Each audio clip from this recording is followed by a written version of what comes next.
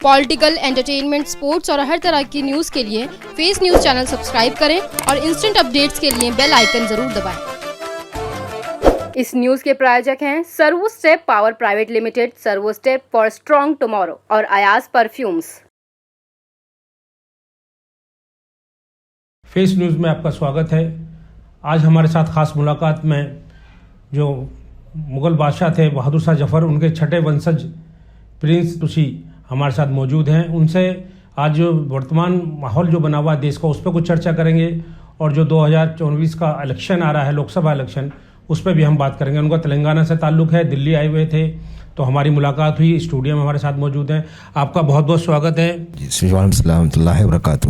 जी। तो मैं सबसे पहले तो ये जानना चाहूँगा, जैसे कि वर्तमान हालात की पॉलिटिक्स पर हम अगर बात करें तो आपका ताल्लुक़ तेलंगाना से है जी। हैदराबाद से आप तशरीफ़ लाए हैं, तो वहाँ की जो राजनीति है वर्तमान, अभी इलेक्शन वहाँ जो है विधानसभा का भी इलेक्शन है, उसके बारे में आप सबसे पहले अगर हम बात करें जी, तो क्या हालात हैं वहाँ के, क्या कौन लोग यहाँ, कौन जीतने वाला है? देखिए, जीतना जो है वो जीतने का तो मैं खैर वो तो end of the day result बताएंगे, क्योंकि वो तो आपको एग्जिट पोल बताएगा। लेकिन फिल वक्त की जो सियासत है वो धर्म की सियासत हो रही है हैदराबाद के अंदर।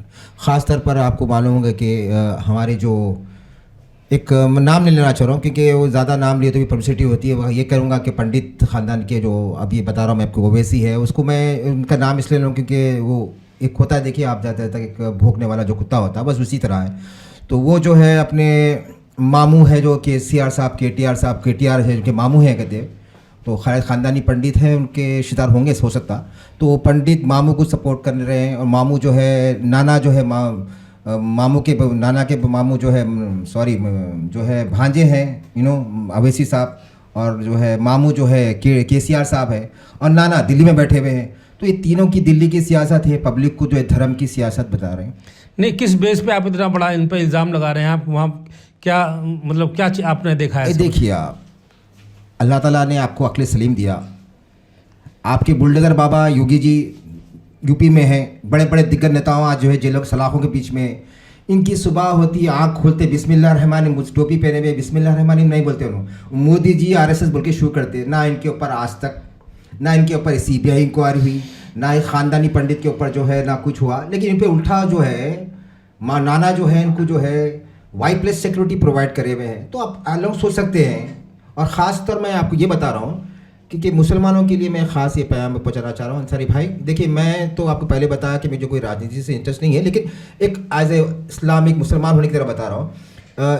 हाल ही में आप लोग तमाम लोग सुने होंगे कि हिंदुस्तान में एक बड़ी हैदराबाद में कंट्रोवर्सी हुई थी। एक छिछोरा मलाउन जो है, क्योंकि मैं इसको मलाउन नहीं बोलूँगा, जो गुस्ताखे रसूल है, तो एक गोशा महल की एक सीट है वहाँ पर, क्योंकि अभी लोग तकरीबन लोगों को नहीं मालूम, 119 जो है सीटें वहाँ कर जो है कॉन्स्टिट्यूंसी की है, जिसमें से 9 इनके जो है छोटे मोटे जो गली के हैं वो लोग लड़ रहे हैं, जिनकी ऑलरेडी फिक्स है। बाकी की सीटें जो है मामू के लिए छोड़ चुके हैं। अच्छा, इनडायरेक्टली जो है बीजेपी को सपोर्ट कर रही है, कहना चाह रहे हैं आप? जी।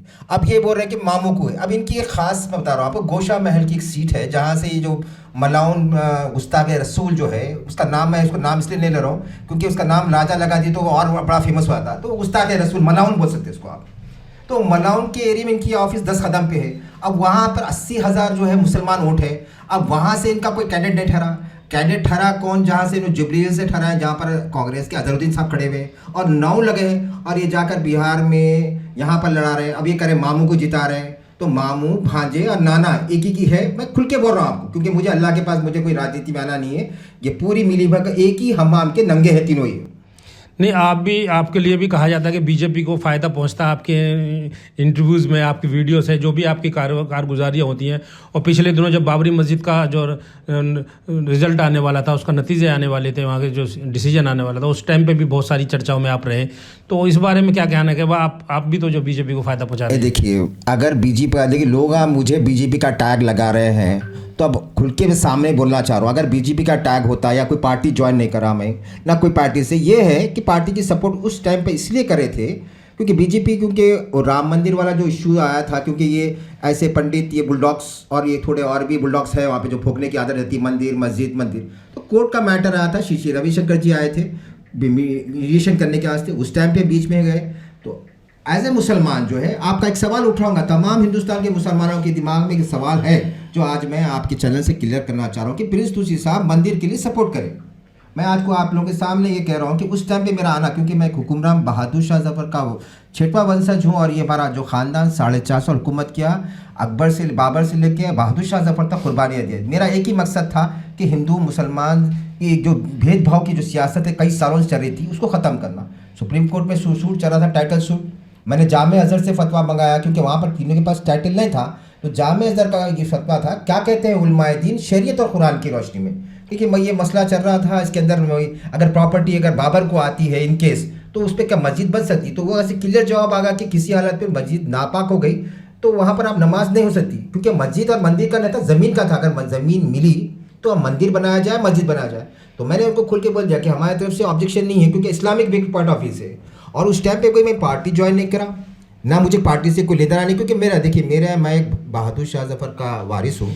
तो कई सियासतदानों से, कई जो है नेशनल पार्टियों से मेरी मुलाकात होती है, उसका मतलब नहीं है कि मैं कोई पार्टी का आदमी हूँ बोलकर। नहीं, बहादुर शाह जफर के वंशज के साथ साथ अब एक मुसलमान, ये पूरे मुसलमानों की आस्था जो है वहाँ बाबरी मस्जिद से जुड़ी हुई थी, मगर उस मौके पर आपने कहा था कि जी वो माफ़ी मांगी थी, मतलब आपने कि अगर हमारे पूर्वजों ने कोई गलती की है तो उसके लिए मैं माफ़ी चाहता हूँ। बिल्कुल सही कह रहे हैं। देखिए मैं पहले बोला मेरे 14 दादियाँ, मैं मुग़ल ख़ानदान एक सेक्युलर ख़ानदान, इसमें 14 दादियाँ राजपूत है, क्योंकि कई लोगों के दिमागों में, हिंदू भाइयों के दिमाग में ये था कि बाबर आक्रांता था, बाबर ने आके मंदिर तोड़वाई है बाबर, जबकि सुप्रीम कोर्ट ने क्लियर चिट दे चुकी है कि बाबर का कोई लेना देना नहीं था।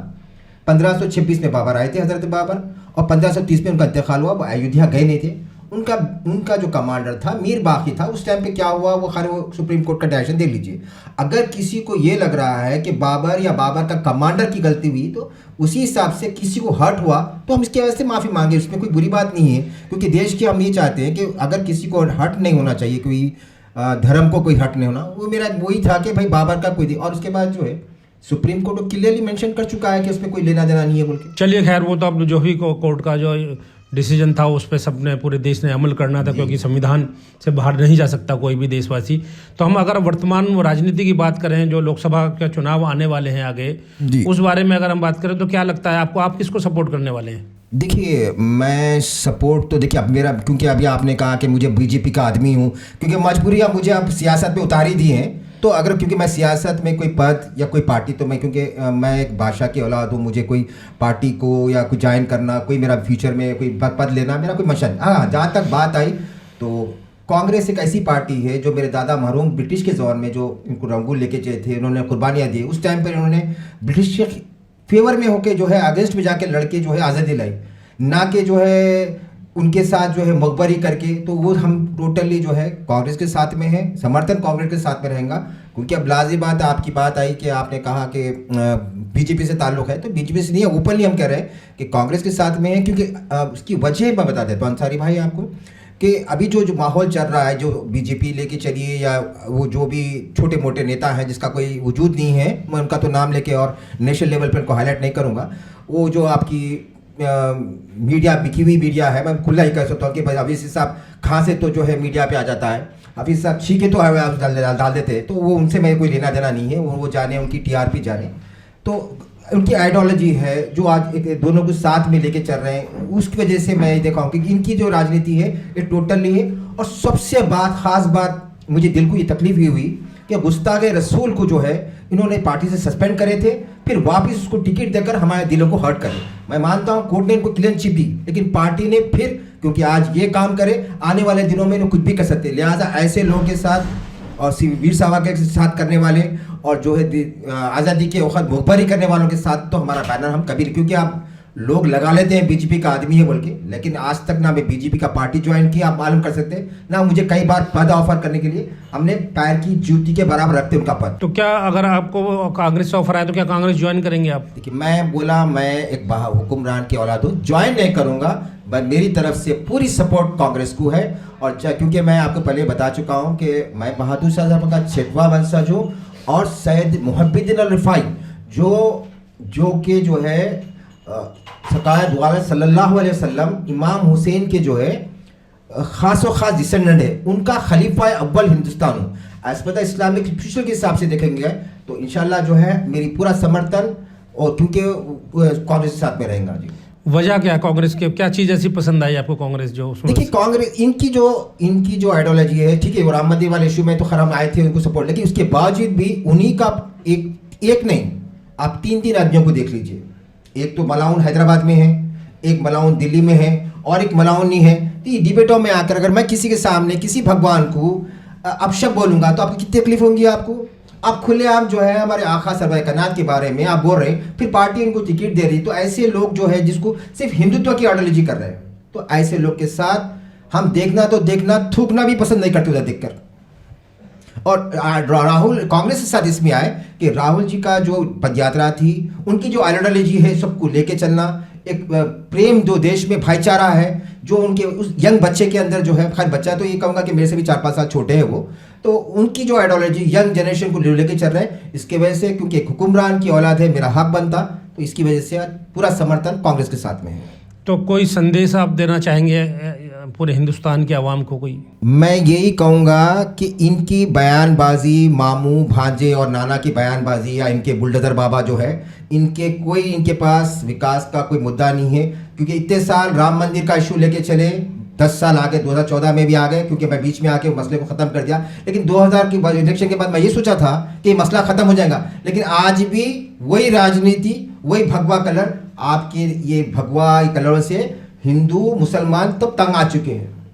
देश का विकास की तो कोई बात नहीं हो रही, सिर्फ उठते हैं सुबह में तो यही न्यूज़ सुनने में आती कि भगवा कर्म। देखिए आपके भगवान आपके साथ में है, हमारे अल्लाह मुसलमान के साथ हमारा अल्लाह है, तो ये सुबह उठते जय श्री राम या अल्लाह नारे तकबीर सुनने के लिए लोगों के लिए टाइम नहीं है।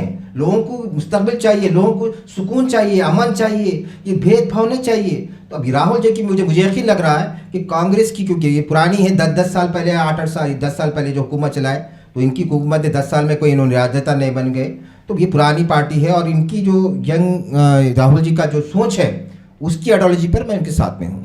चलिए, ये थे हमारे साथ प्रिंस याकूब हबीबुल्लाह तुसी, जो कि जिनसे बात हुई बहुत सारे मुद्दों पर, और जिनका कहना है कि देश में जो है अगर विकास की राजनीति करनी है और गरीबों के बारे में सोचना है, देश की जनता के बारे में सोचना है और प्यार मोहब्बत की राजनीति करनी है, तो कांग्रेस को आगे आना होगा और कांग्रेस को लोग सपोर्ट करेंगे तभी देश तरक्की करेगा। और इनका कभी भी जो है बीजेपी के साथ ऐसा कोई ताल्लुक नहीं रहा जिसके लिए कहा जाए कि बीजेपी के सपोर्टर थे। अब ये खुलकर कह रहे हैं कि मुझे कांग्रेस की सपोर्ट करनी है, क्योंकि कांग्रेस एक ऐसी पार्टी है जो देश की विकास की बात कर रही है, प्यार मोहब्बत की बात कर रही है, और इसी में जो है देश का भला है। इसी अपडेट के साथ देखते रहिए फेस न्यूज़।